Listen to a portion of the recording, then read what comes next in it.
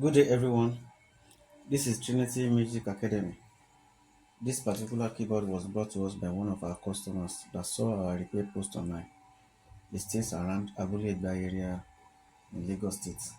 The model of the keyboard is YAMAHA PSR S750, S750. The fault with the keyboard was that it's not bringing out sound. All the keys, they are not bringing out sound. The beats, the demo, and every other things on the keyboard is not bringing out sound, but it's functioning and it displays. So we want to confirm the faults before we begin to diagnose the keyboard. So the keyboard has started booting, and that's the model. So it has completed booting.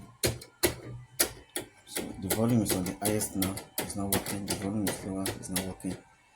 So we have played the beats, it's not working. Then let's try to play song. So you can see the song is already playing, but the keyboard is not working. You can see the song is playing, but the keyboard is not bringing out sound. So what we need to do now is to diagnose to know what exactly is the issue with the keyboard.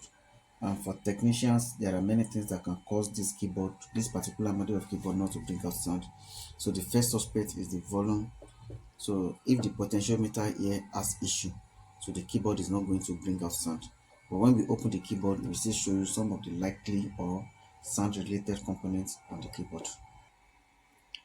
So this is the internal part of the keyboard, the YAMAHA PSR S750. This is the analog motherboard, or most people call it power panel. So this is the digital motherboard or the main board.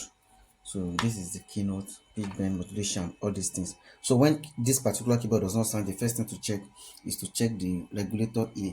So 12 volt is this particular regulator is 7812. That is 12 volt regulator.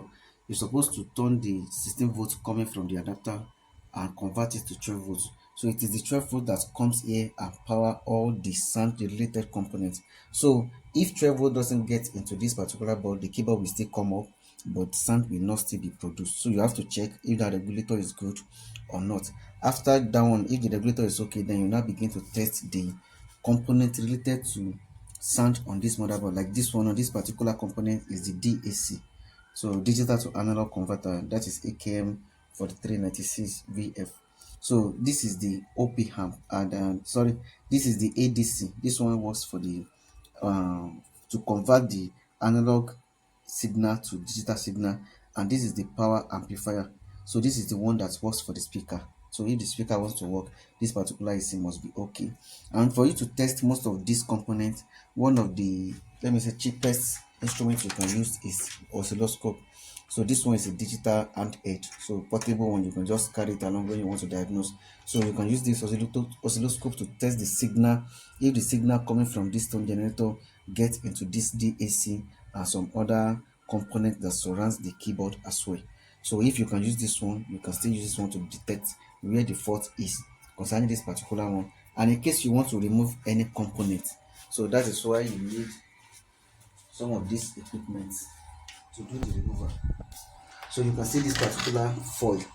So if you want to remove any big component, you use this foil to cover the micro component that surrounds this the particular bigger one that you want to actually remove, so that when you are trying to eat up the bigger one, the smaller one will not just flow away.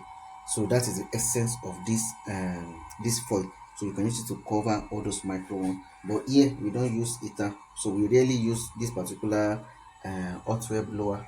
What we use most is this IR. So infrared radiation light, that's what we use to eat.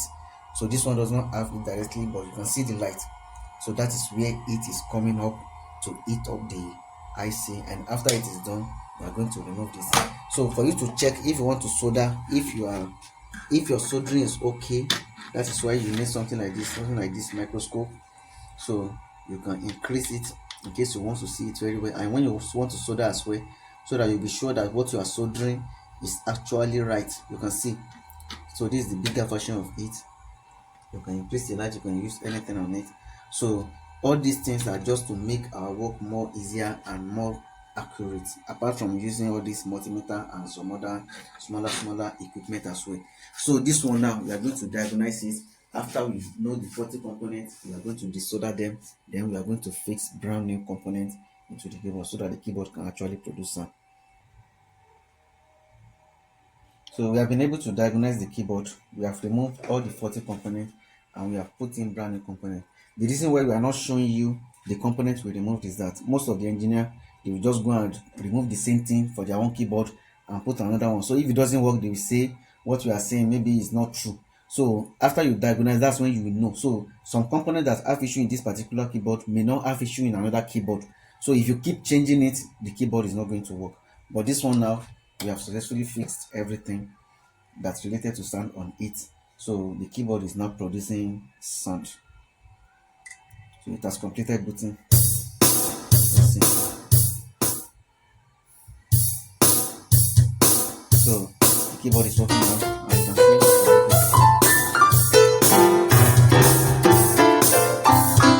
So the best thing to do as an engineer is to diagnose the board, diagnose the keyboard. Where are the faults coming from? Which components or which parts has issue? Then you'll be able to analyze, remove the faulty component and replace it. Don't just do guesswork. Maybe this is what I use for this particular keyboard, or this is what somebody said is working for this one, and you also remove it. It may not work for that particular keyboard you are working on. So you need to get some instruments and get some equipment for diagnosis. And once you get that one, it will make your work easier and faster. So if you want to contact us, you can call or send WhatsApp message to 070-344-81622 or 081-3402-5174. And you can also visit us as number 3 Victoria Close off Orchid Street, Diamond Estate Bus Stop along Isheri Igando Road, Lagos. Thanks for watching.